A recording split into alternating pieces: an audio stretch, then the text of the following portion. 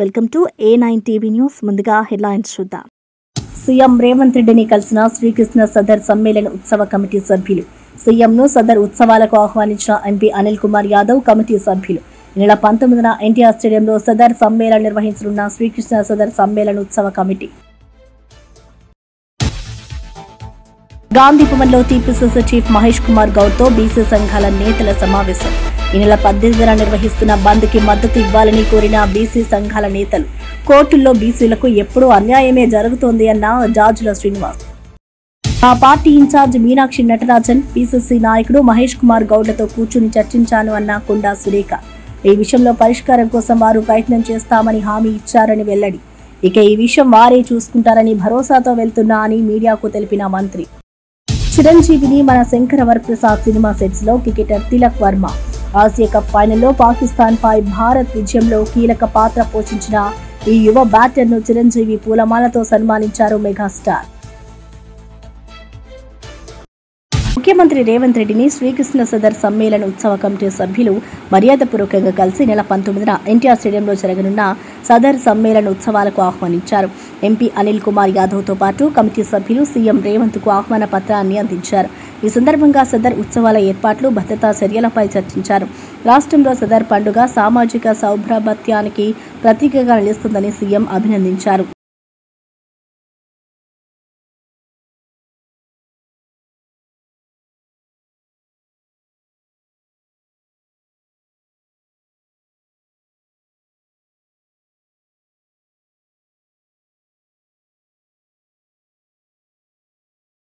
గాంధీ భవన్లో TPCC chief Mahesh Kumar గౌడ్తో BC సంఘాల నేతలు కీలక సమావేశం నిర్వహించారు.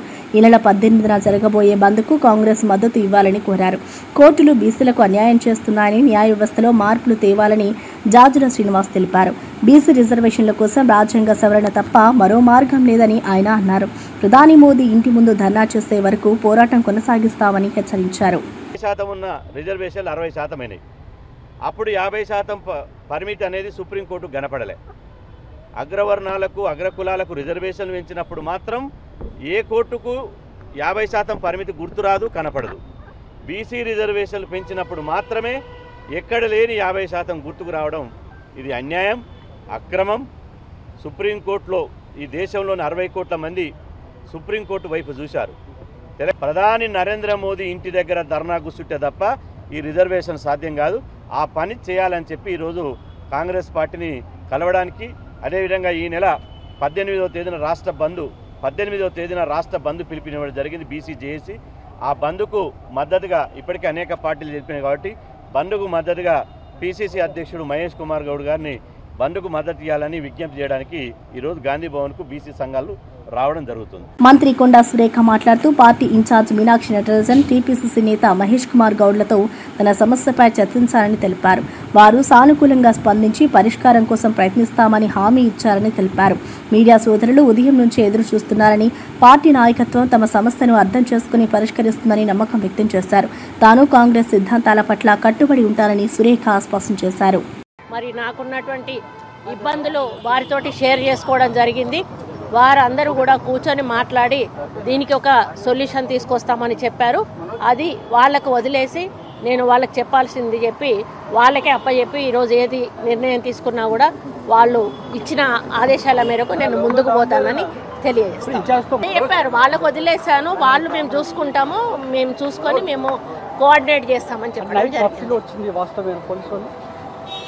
అవన్నీ నేనేమి కామెంట్ చేయదలుచుకోలేదండి. అవన్నీ మీ అన్నీ తెలిసినవన్నీ అడగద్దు దయచేసి. నేను మీడియా వాళ్ళని, ఎందుకంటే మిమ్మల్ని దాటేసి వెళ్ళడం కరెక్ట్ కాదు అని చెప్పి మీ ముందటికి వచ్చి నేను చెప్పడం జరుగుతూ ఉంది. కేవలం నేను కలవడానికి వచ్చాను, చెప్పాల్సిన చెప్పాలనుకున్నాను, చెప్పాను. వారం వాళ్ళకు వదిలేసి నేను వెళ్తా ఉన్నాను. ఆ సొల్యూషన్ వాళ్ళు చూసుకుంటారు. బీసీలకు కోర్టులు అన్యాయం చేశాయని ఆర్ కృష్ణయ్య ఆగ్రహం వ్యక్తం చేశారు. ఈ నెల 18న బంద్ను రాష్ట్ర వ్యాప్తంగా ఘనంగా నిర్వహించనున్నట్లు ప్రకటించారు. బంద్ సందర్భంగా మెడికల్ షాపులు తప్ప అన్ని మూసివేయాలని పిలుపునిచ్చారు. ఆర్టీసీ బస్సులు నడిస్తే ప్రజా ఆగ్రహానికి గురయ్యే ప్రమాదం ఉందని హెచ్చరించారు.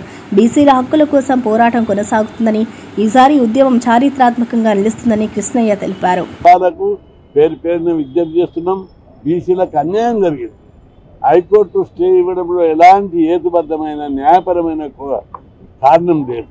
బీసీలకు న్యాయం జరిగే వరకు ఈ పోరాటం కొనసాగుతుంది. బంద్లో అందరూ పాల్గొవాలి. బంద్ 2 రోజుల కాలేజీలు స్కూళ్ళు బంద్ జరపాలని యాజమాన్యాలు డిసైడ్ చేసుకున్నారు. ఎవరు కూడా ప్రతి ఒక్కరు కూడా బంద్లో పాల్గొవాలి. అదేవిధంగా షాపులు వ్యాపారస్తులు కూడా బంద్కు మద్దతు ఇవ్వాలని డిసైడ్ చేసుకున్నారు. ఒక మెడికల్ షాపులు తప్ప పెట్రోల్ బంకులు కూడా బంద్లో పాల్గొంటున్నాయి. వాళ్ళ యజమానులు కూడా చెప్తున్నారు పెట్రోల్ బంకులు నడితే పిల్లగాళ్ళంతా ఆవేశంలో ఉంటారు. సినిమా థియేటర్లు బంద్, ఆర్టీసీ బస్సులు కూడా బంద్ జరుపుతారని వాళ్ళు కూడా యజమాన్యాలు ఆలోచిస్తారు. ఎందుకంటే ఆర్టీసీ బస్సులు నడిపితే పొరగాళ్ళు పిల్లలు ఆవేశంగా ఉన్నారు. ఎందుకు గతంలో బంద్ జరిపినప్పుడల్లా బస్సులు కాలబెట్టారు. మేము బస్సులు కాలబెట్టదని చెప్పంగా కూడా కాలబెట్టారు. అందుకే ఇప్పుడు కూడా ప్రజలందరూ ఆవేశంగా ఉన్నారు. అన్నిటికంటే ఎక్కువ ఆవేశంగా ఉన్నారు. బస్సులు నడపద్దని ఆలుంటున్నారు. ప్రజలందరూ అసౌకర్యం కాదు, ఇది న్యాయం కోసం చేసే పోరాటం, ధర్మం కోసం చేసే పోరాటం. తప్పని పరిస్థితుల్లో ఈ బంద్ ఒక్కసారి బంద్ జరిపితే బీసీల సత్తా. బీసీలు అంటే ఎవరికి భయం? కోర్టులకు భయం లేదు, నాయకులకు భయం లేదు, మంత్రులకు భయం లేదు, ఆఫీసర్లకు భయం లేదు. బీసీలు అంటే భయపడే స్థాయికి బీసీలకు రుణాలు ఇవ్వడం లేదు, ఫీజులు ఇవ్వడం లేదు, స్కాలర్షిప్లు ఇవ్వడం లేదు, చిన్న చూపు చూస్తున్నారనే భావన ఉన్నది. మార్గాని భారత్ మాజీ ఎంపీ మరియు వైఎస్ఆర్సీపీ అధికార ప్రతినిధి నకిలీ మద్యం తాగిన కారణంగా ఎంతో మంది ప్రాణాలను కోల్పోతున్నారని వెల్లడించారు. ఈ విషయంలో చంద్రబాబుకు కూడా సంబంధం ఉందని ఆయన ఆరోపించారు. నకిలీ మద్యం అమ్మిన షాపులపై కేసులు కట్టడాన్ని తక్కువగా తూతూ మంత్రంగా చేస్తున్నారని విమర్శించారు. ఎందుకు చనిపోయాడరా అని వాళ్ళ ఫ్యామిలీకి ఫోన్ చేసి కనుక్కుంటే అంటే లెక్కర్ తాగి ఇదయ్యాడండి, అతనికి కొంత టైఫాయిడ్ ఉంది, దాని మీద లెక్కర్ తాగాడంట, చనిపోయాడు అని చెప్తున్నారు. నాకు ఆశ్చర్యం అనిపించింది. అంటే 19 ఏళ్ల కుర్రాడు లెక్కర్ తాగి చనిపోయాడంట. ఇక్కడే బొమ్మూరుకి చెందిన వ్యక్తి, ఇంకొకటి నల్లజర్లకి చెందిన వ్యక్తి, అతను ఒకటి చనిపోయాడు, ఇంకొక అతను చావు బతుకుల్లో ఉన్నాడు. వీళ్ళందరూ కూడా తాగిన లెక్కర్ ఏంట్రా అంటే మ్యాన్సన్ హౌస్ అంట. 19 ఏళ్ళు కుర్రోడు గత 5 ఏళ్ళు అంటే 14 ఏళ్ళ నుంచి తాగుతున్నాడా? ఏం మాట్లాడతారండి? 19 ఏళ్ళ కుర్రోడికి అసలు ముందర మద్యం ఎలా అమ్ముతున్నారు? 21 ఇయర్స్ కదా. అప్పుడు నేను ఆ డీటెయిల్స్ కూడా మీకు ప్రెస్కి నేను అందిస్తాను. అంటే 19 ఏళ్ల కుర్రోడికి ప్యాంక్రియాస్ ఎందుకు ఫెయిల్ అవుతాయి? ప్యాంక్రియాస్ ఎందుకు ఫెయిల్ అవుతాయి చెప్పమంటారా? ఒకటి, కంటిన్యూస్గా 3-4 రోజుల నుంచి అలా తాగి ఉంటే ప్యాంక్రియాస్ ఫెయిల్ అయ్యి చనిపోతారు, ఇన్ఫ్లమేషన్ వచ్చి. లేకపోతే నకిలీ మద్యం తాగితే డైరెక్ట్గా ప్యాంక్రియాస్ హిట్ అయిపోతాయి. దానికి టెక్నికల్ టర్మినాలజీ కూడా ఉంది, అది కూడా మీకు చెప్తాను. నకిలీ, కల్తీ అయితే చావరండి. కల్తీ అంటే వాటరో లేకపోతే ఇంకోటి ఏదో కలుపుతారు. నకిలీ అంటే డైరెక్ట్ స్పిరిట్ వేసేస్తారు. అంటే ఈ రకంగా ప్రజల ప్రాణాలతో ఆడుకుంటా ఉన్నారు. ఇంకా ఇందులో ఈ నకిలీ మద్యం గురించి ఇంకొంచెం కాసేపు మాట్లాడితే, బీసీలకు 42% రిజర్వేషన్లు కల్పించడంలో కాంగ్రెస్ కట్టుబడి ఉందని టీపీసీసీ చీఫ్ మహేష్ కుమార్ గౌడ్ అన్నారు. బీసీ రిజర్వేషన్ల సాధన కోసం జేఏసీ పిలుపునిచ్చిన ఈ నెల 18న జరగబోయే బంద్కు కాంగ్రెస్ పూర్తి మద్దతు ఇస్తుందని తెలిపారు. కాంగ్రెస్ నాయకులు, కార్యకర్తలు అందరూ బంద్లో పాల్గొంటారని తెలిపారు. బీసీ హక్కుల సాధనలో కాంగ్రెస్ ముందుండి పోరాటం చేస్తుందని హామీ ఇచ్చారు. కాంగ్రెస్ పార్టీ మొదటి నుంచి 42% రిజర్వేషన్ ఓబీసీల కోసం కట్టుబడి ఉంది. ఈ యుద్ధం ముందుకు పోవాలి కాబట్టి 18న జేఏసీ కృష్ణన్న, శ్రీనివాస్ గౌడ్ తదితరులందరితో కూడినటువంటి జేఏసీ ఇచ్చిన పిలుపుకి కాంగ్రెస్ పార్టీ సంపూర్ణంగా మద్దతు ఇస్తుంది. ఇది మా కమిట్మెంట్, మా ఎజెండా. ఈ ఎజెండా ఫుల్ఫిల్ కొరకు కాంగ్రెస్ పార్టీ శ్రేణులు, మా నాయకులు అందరూ కూడా బంద్లో పాల్గొంటారు, బంద్ను విజయవంతం చేస్తారు. విశాఖలో గూగుల్ A1 డేటా సెంటర్ ఏర్పాటు కావడం ఏపీకి ప్రత్యేక అదృష్టమని తుని ఎమ్మెల్యే యనమల దివ్య తెలిపారు. ఈ డేటా సెంటర్ ద్వారా విశాఖ ఒక గ్లోబల్ ఇన్వెస్టర్స్ హబ్గా మారుతుందని ఆమె పేర్కొన్నారు. గత వైసీపీ ప్రభుత్వంలో రాష్ట్రంలో నిరుద్యోగత, పెట్టుబడుల కొరత కారణంగా ఆర్థిక విధ్వంసం జరిగిందని, కానీ కూటమి ప్రభుత్వంలో యువతకు ఉపాధి అవకాశాలు సృష్టించడంపై ప్రత్యేక దృష్టి సారించబడుతున్నట్టు తెలిపారు. వర్యులు శ్రీ నారా చంద్రబాబు నాయుడు గారు, అలాగే HRD and IT minister Shri Nara Lokesh గారికి కూడా మా తుని నియోజకవర్గం తరపున ప్రత్యేక ధన్యవాదాలు వారికి. ఈ గూగుల్ AI డేటా సెంటర్ ద్వారా ఒక వైజాగ్ అనేది ఒక గ్లోబల్ ఇన్వెస్ట్మెంట్ సెంటర్గా మన రాష్ట్రం వైజాగ్ ఒక గ్లోబల్ ఇన్వెస్ట్మెంట్ సెంటర్గా ఇది మారబోతుంది. అందుకు నిజంగా ప్రజలు కూడా చాలామంది హర్షిస్తున్నారు. గత ప్రభుత్వం అయితే ఒక విధ్వంసానికి తోడ్పడింది. ఇవాళ ఈ కూటమి ప్రభుత్వం మన యువతకి ఉపాధి కల్పించడంలో కానీ ఒక విద్యా సంస్థ ఏర్పాటు చేయడం కానీ వీటన్నిటిలో కూడా ముందుంటుంది మన కూటమి ప్రభుత్వం. ఈ గూగుల్ డేటా AI సెంటర్ అనేది మన రాష్ట్రానికి ఒక గేమ్ చేంజర్గా మారబోతుంది. గతంలో ఉమ్మడి రాష్ట్రం ముఖ్యమంత్రిగా ఉన్న మన శ్రీ నారా చంద్రబాబు నాయుడు గారు హైదరాబాద్కి మైక్రోసాఫ్ట్ తీసుకొచ్చి ఒక గేమ్ చేంజర్గా చేశారు. ఇవాళ ఈ గూగుల్ AI డేటా సెంటర్ అనేది మన విశాఖపట్నం రావడంతో ఒక గేమ్ చేంజర్గా కాబోతుంది. ఇదంతా కూడా ప్రజలు కూడా అందరూ కూడా చాలా బాగా హర్షిస్తున్నారు. ఇవాళ కూటమి ప్రభుత్వం అనేది పేదల ప్రభుత్వం. ముఖ్యంగా టీడీపీ పార్టీ పేదల మంచికి, వాళ్ళ అభ్యున్నతికి, వాళ్ళ అభివృద్ధికి తోడ్పడుతుంది. అలాగే ఈ గూగుల్ డేటా AI సెంటర్ ద్వారా కూడా 2 లక్షల ఉద్యోగాలు వస్తాయి. ఏదైతే మేనిఫెస్టోలో మన యువతకి 20 లక్షల ఉద్యోగాలని ప్రామిస్ చేశామో అందులో భాగంగా ఇవాళ 2 లక్షల ఉద్యోగ కల్పన జరుగుతుంది. అలాగే 1.33 లక్షల కోట్లతోటి ఇన్వెస్ట్మెంట్ జరుగుతుంది. ఏదైతే ప్రజలందరూ కూడా ఈ విషయాన్ని గమనిస్తున్నారు. ఒక పెట్టుబడులు తీసుకురావడంలో మన కూటమి ప్రభుత్వం ఎప్పుడూ ముందుంటుంది. ఆ పెట్టుబడులని మన ప్రాఫిట్ రూపంలో తీసుకొచ్చి ఆ సంపదని పేదలకి పంచబెట్టడంలో మన శ్రీ నారా చంద్రబాబు నాయుడు గారు, మన ముఖ్యమంత్రి శ్రీ నారా చంద్రబాబు నాయుడు గారు కూడా ఎప్పుడూ ముందుంటారు. ఇదందరూ ప్రజలు కూడా అందరూ గమనిస్తున్నారు. మన తుని నియోజకవర్గం తరఫున ప్రత్యేకంగా శ్రీ నారా లోకేష్ గారికి అలాగే శ్రీ నారా చంద్రబాబు నాయుడు గారికి కూడా ప్రత్యేక ధన్యవాదాలు. Thank you. Cricketer Tilak Varma చిరంజీవిని మన శంకర వరప్రసాద్ సినిమా సెట్లో కలిశారు. ఆసియా కప్లో అద్భుత ప్రదర్శన చేసిన తిలక్ వర్మను చిరంజీవి పూలమాలతో సత్కరించారు. యువ ప్రతిభను కొనియాడిన మెగాస్టార్ చిత్ర బృందంతో కలిసి కేక్ కట్ చేసి సంబరాలు జరిపారు. తిలక్తో ఉన్న ఫోటోలు, వీడియోలు సోషల్ మీడియాలో వైరల్గా మారాయి. చిరంజీవి ఆత్మీయత తిలక్ వర్మ అభిమానులను ఆకట్టుకుంది.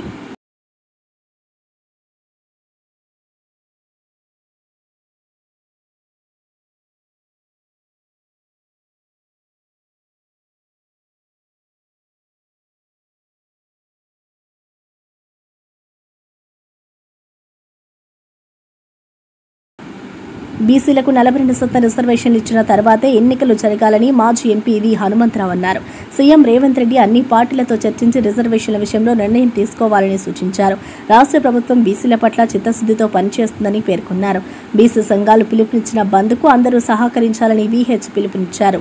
దీనికి అందరూ సహకరించాలని కోరుతున్నా. ఎందుకంటే ఆనాడు తెలంగాణ రావాలని ఏదైతే ఆలోచన చేసి యుద్ధ ప్రాతిపదికగా ప్రాణాలకు తెగించి ప్రాణాలు అర్పించి తెలంగాణ తెచ్చుకున్నట్టు ఇవాళ 18 నాడు జరిగే ఏదైతే బంద్లో అందరూ కూడా వ్యాపారస్తులు, షాపులు వాళ్ళు, ఏది ఫ్యాక్టరీ వాళ్ళు కూడా ఆలోచన చేసి మాకు సాయం చేయాలి, బంద్కు మీరు సహకరించాలని కోరుతున్నా.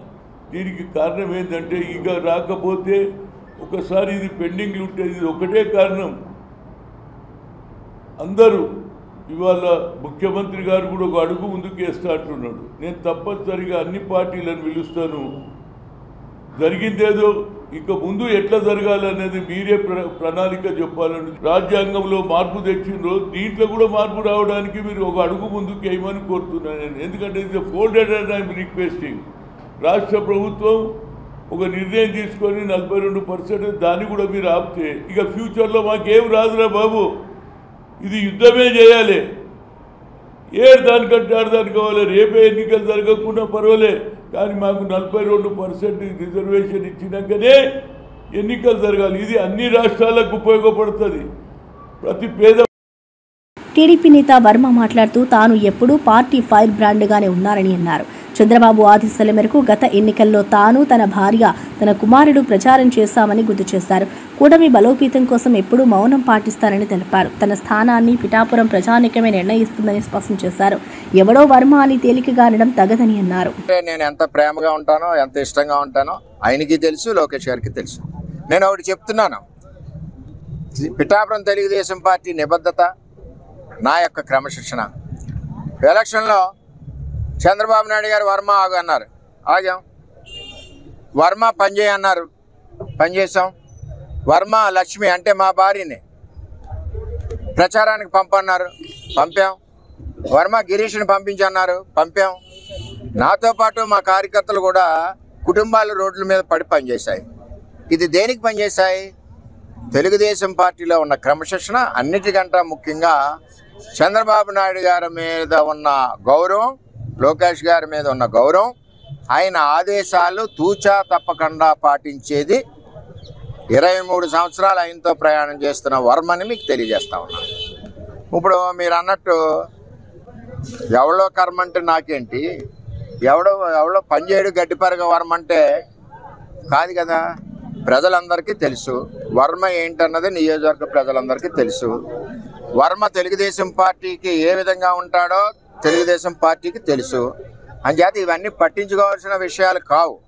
అందుకనే నేను కూటమి ఐక్యత గురించి, ఇంకో 10 సంవత్సరాల కూటమి బలోపేతం గురించి నేను ఎప్పుడు కూడా మౌనంగా ఉన్నాను.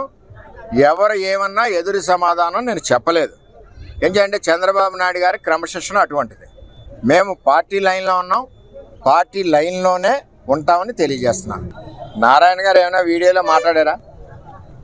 వీడియో చూపించండి. భారతదేశం వేగంగా అభివృద్ధి చెందుతుందని ప్రధాని మోదీ అన్నారు. గూగుల్ సంస్థ ఆంధ్రప్రదేశ్లో భారీ పెట్టుబడి ప్రకటించిందని వెల్లడించారు. విశాఖపట్నంలో దేశపు తొలి ఆర్టిఫిషియల్ ఇంటెలిజెన్స్ హబ్ ఏర్పాటు కాబోతుందని చెప్పారు.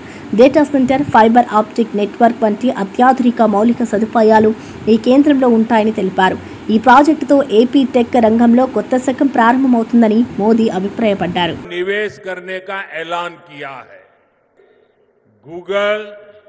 यहाँ हमारे आंध्र प्रदेश में भारत का पहला आर्टिफिशियल इंटेलिजेंस हब बनाने जा रही है। और कल जब मैं गूगल के सीईओ से बात कर रहा था, उन्होंने मुझे कहा कि अमेरिका के बाहर दुनिया के कई देशों में हमारा निवेश है, लेकिन सबसे ज्यादा निवेश अब हम आंध्र में करने जा रहे हैं। इस नए एआई हब में powerful AI infrastructure, data centre capacity, large scale energy sources और एक्सपांडेड फाइबर ऑप्टिक नेटवर्क शामिल है। రాష్ట్రంలో రైతులను రాజుగా మార్చే విధంగా ఆర్థిక వ్యవసాయ రంగాల్లో ముఖ్యమైన నిర్ణయాలు తీసుకుంటున్నట్టు మంత్రి పొంగులేటి శ్రీనివాసరెడ్డి తెలిపారు. వర్షాకాలంలో పెండింగ్లో ఉన్న వరి పంటలపై ప్రత్యేక దృష్టి సారించి ప్రభుత్వం రైతులు పండించిన ప్రతి పంటను పూర్తి విలువతో కొనుగోలు చేస్తుందని ఆయన హామీ ఇచ్చారు. ప్రాథమిక అంచనాల ప్రకారం ఈ ఏడాది రాష్ట్రంలో 1.48 మెట్రిక్ టన్నుల వరి పండింపు నమోదవుతోందని, దేశ చరిత్రలో ఇంత భారీగా ధాన్యం ఉత్పత్తి ఎప్పుడూ రాలేదని మంత్రి పేర్కొన్నారు.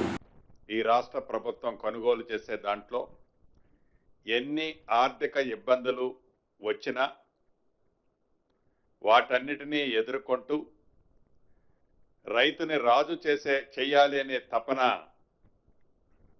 ఆ విషయంలో ఈరోజు కనీ విని ఎరగని రీతిలో ఈ వర్షాకాలపు వరి పంట అద్భుతంగా దిగుబడి రాబోతుంది. సుమారుగా ప్రాథమిక అంచనాలను బట్టి 1.48 lakhs మెట్రిక్ టన్స్ ధాన్యం రైతన్నలు పండించారు. దీంట్లో ఇప్పటి వరకు దేశంలో ఉన్న ఏ రాష్ట్రంలో కూడా ఆనాటి ఉమ్మడి ఆంధ్రప్రదేశ్ రాష్ట్రంలో కూడా ఇంత పెద్ద ఎత్తున వరి దిగుబడి రాలేదని చెప్పటానికి ఈ రాష్ట్ర ప్రభుత్వం ఎఫర్ట్ ఎంతుందో, గౌరవ ముఖ్యమంత్రి గారు కానీ ఆ శాఖ మంత్రివర్యులు కానీ కృషి ఎంతుందో స్పష్టంగా ఈనాడు కనిపిస్తుంది. గూగుల్ ఐటీ దిగ్గజం విశాఖపట్నం వద్ద ఏర్పాటు చేసుకుంటున్న 1 గిగావాట్ శక్తివంతమైన డేటా సెంటర్పై మాజీ మంత్రి దాడిశెట్టి రాజా తీవ్ర ఆందోళన వ్యక్తం చేశారు. ఈ డేటా సెంటర్ కోసం 200 ఉద్యోగాల ఏర్పాటుకు 28,000 కోట్ల ప్రోత్సాహం ఇవ్వబడిందని ఆయన ప్రశ్నించారు. ఈ ఖర్చు ఎవరిది? చంద్రబాబు ప్రభుత్వమా లేదంటే చంద్రబాబు తండ్రి పుస్తమా అని ఆయన ప్రశ్నించారు. ఒక హాస్పిటల్లో మన జిల్లాలోనూ పెద్ద నాయకుడు ఫాదర్ నీరసంగా ఉంటే నేను పరామర్శించడానికి వెళ్ళాను. హాస్పిటల్కి వెళ్ళాను నేను పరామర్శించడానికి. ఆయన్ని పరామర్శించేసి నేను కిందకి దిగి వస్తున్నాను. మొన్న ఎన్నికల ముందు యావారం గ్రామం నుంచి తెలుగుదేశంలోకి వెళ్ళిపోయారు. మన పార్టీలోనే ఉండేవారు, తెలుగుదేశం పార్టీలో ఎన్నికల ముందు వెళ్ళిపోయారు. అలాగే ఏదో మనతో విభేదించడం, మన పాలసీలు నచ్చక ఏదో వెళ్ళిపోయారు టీడీపీలోకి. అబ్బాయి ఓఎన్జీసీలో జాబ్ చేస్తున్నాడు. ఓఎన్జీసీలో జాబ్ చేస్తున్నాడు. అబ్బాయి యాక్సిడెంట్ అయింది. మన పక్క ఊరే ఎవరు అంటే పెద్ద దూరం ఏం కాదు, ఊళ్ళోకి వెళ్తే చెప్తారు. ఒక యాక్సిడెంట్ అయింది. యాక్సిడెంట్ అయిన తర్వాత అబ్బాయిని హాస్పిటల్ తీశారు. పేరెన్నికైన హాస్పిటల్, నమ్మకమైన హాస్పిటల్, మంచి హాస్పిటల్ తీసుకెళ్లారు అబ్బాయిని. నేను మెట్ల మీద పరామర్శ చేసి మెట్ల మీద దిగి వస్తుంటే వాళ్ళ తల్లిదండ్రులు కనిపించారు. నాకు తెలుసున్న మొక్కలను ఇవన్నీ ఎక్కున్నారు. ఏంటంటే ఇలా బాబుకి యాక్సిడెంట్ అయిందండి, హాస్పిటల్లో ఉన్నాడు అంటే ఎన్నాళ్ళు పెట్టి ఉన్నారంటే 4 రోజులు అయిందండి, ఇప్పటికే 2-3 లక్షలు, రోజుకి 2.5 లక్షలు 3 లక్షలు బిల్లు అవుతుందండి అని చెప్పారు. అని చెప్తే నేను సరే వెళ్దానండి అని ఆ బాబు దగ్గరికి వెళ్ళాను. వెళ్ళిన వెంటనే చూసిన వెంటనే నాకు అర్థమైపోయింది, ఆ బాబు చచ్చిపోయాడు, ఆ అబ్బాయికి డయాలసిస్ చేస్తున్నారు, వైద్యం చేస్తున్నారు. ఎందుకంటే తల్లిదండ్రులు 2.5 లక్షలు 3 లక్షలు బిల్లు కట్టేస్తున్నారు రోజుకి. ఆ కుర్రోడి మీద ప్రేమ కొద్దింది. ప్రైవేట్ హాస్పిటల్ పరిస్థితి అలా ఉంటుంది. మీరు కావాలంటే ఎంక్వైరీ చేసుకోండి. మన పక్కనే మన పార్టీలో కూడా లేదు, తెలుగుదేశంలో ఉన్నారు. చచ్చిపోయినట్టు వైద్యం చేస్తున్నారండి. చూడగానే అర్థమైపోయింది. అంటే రోజుకి 2-2.5 లక్షలు కట్టేస్తున్నారు. కొద్దిగా చికాకు పడి చూశాను నేను డాక్టర్లు కలిసి. నేను ఇలా బయటకు రాగానే 5 నిమిషాలు డిశ్చార్జ్ చేసి పంపిస్తారు అబ్బాయికి. లేదంటే ఇంకో 4 రోజులు వైద్యం చేసుకుని ఇంకో 10 లక్షలు కట్టించుకున్నాం. సీఎం రేవంత్ రెడ్డిని కలిసిన శ్రీకృష్ణ సదర్ సమ్మేళన ఉత్సవ కమిటీ సభ్యులు. సీఎంను సదర్ ఉత్సవాలకు ఆహ్వానించిన ఎంపీ అనిల్ కుమార్ యాదవ్ కమిటీ సభ్యులు. ఈ నెల 19న ఎన్టీఆర్ స్టేడియంలో సదర్ సమ్మేళనం నిర్వహించనున్న శ్రీకృష్ణ సదర్ సమ్మేళన ఉత్సవ కమిటీ. గాంధీ భవన్లో టీపీసీసీ చీఫ్ మహేష్ కుమార్ గౌడ్తో బీసీ సంఘాల నేతల సమావేశం. ఈ నెల 18న నిర్వహిస్తున్న బంద్కి మద్దతు ఇవ్వాలని కోరిన బీసీ సంఘాల నేతలు. కోర్టుల్లో బీసీలకు ఎప్పుడూ అన్యాయమే జరుగుతోంది అన్న జాజుల శ్రీనివాస్. ఆ party incharge Meenakshi Natarajan, PCC నాయకుడు మహేష్ కుమార్ గౌడ్లతో కూర్చుని చర్చించాను అన్న కొండా సురేఖ. ఈ విషయంలో పరిష్కారం కోసం వారు ప్రయత్నం చేస్తామని హామీ ఇచ్చారని వెల్లడి. ఇక ఈ విషయం వారే చూసుకుంటారని భరోసాతో వెళ్తున్నా అని మీడియాకు తెలిపిన మంత్రి. చిరంజీవిని మన శంకర వరప్రసాద్ సినిమా సెట్స్ లో cricketer Tilak Varma. Asia cup ఫైనల్లో పాకిస్తాన్ పై భారత్ విజయంలో కీలక పాత్ర పోషించిన ఈ యువ బ్యాటర్ను చిరంజీవి పూలమాలతో సన్మానించారు మెగాస్టార్.